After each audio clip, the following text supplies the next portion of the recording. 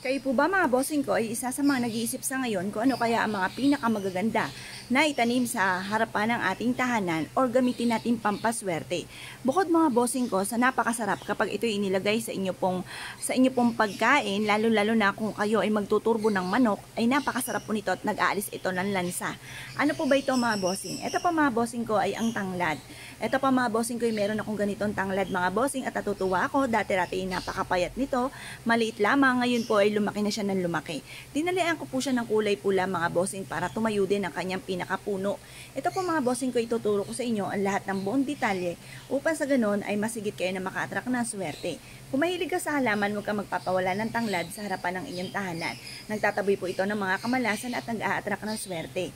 Bukod po dyan mga bossing ko ay pwede kayong maglaga ng tanglad at ito po mga bossing ko ay pwede nyo pong ibuhos sa harapan ng inyong tahanan or pwede ka rin magpapaligo nito lalo-lalo na kung piling po ninyo paborito kayo ng kamalasan. Proven po ito na napakaswerte mga bossing ko. Basta't ikaw ay may 100% na paniniwala sa mga ganitong mga pamamaraan at sasabayan nyo pa ng sipag at tiyaga. Ito pa mga bossing ko ay pwede rin po na magsabit ka ng tanglad sa main door po ninyo. At makakatulong po ito upang sa ganon, kayo po ay makahalina ng kaswertehan at maitaboy ang mga kamalasan. Kung lagi may mga pagtatalo sa loob ng inyong tahanan, mainam na gamitan nyo ito ng tanglad para makontrol ang mga pagtatalo. At instead ng mga pagtatalo, panay problema, ay puro kaswerte at katahimik at pagmamahalan ang mamumutawi sa loob ng inyong tahanan.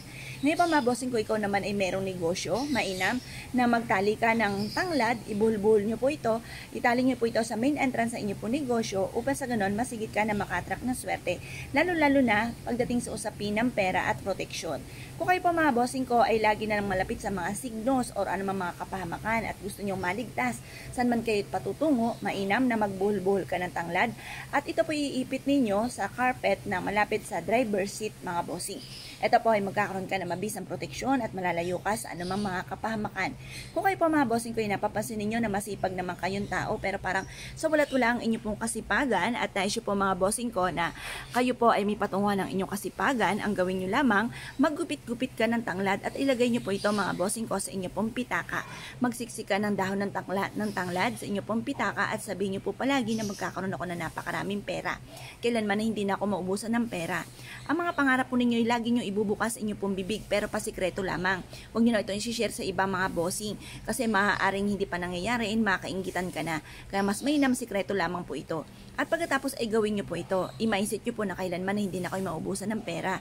I-mindset nyo po na matutupad lahat ang mga pangarap ninyo.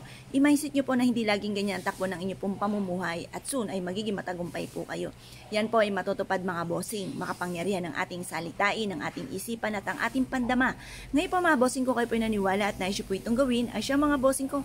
Good luck po sa inyo po lahat.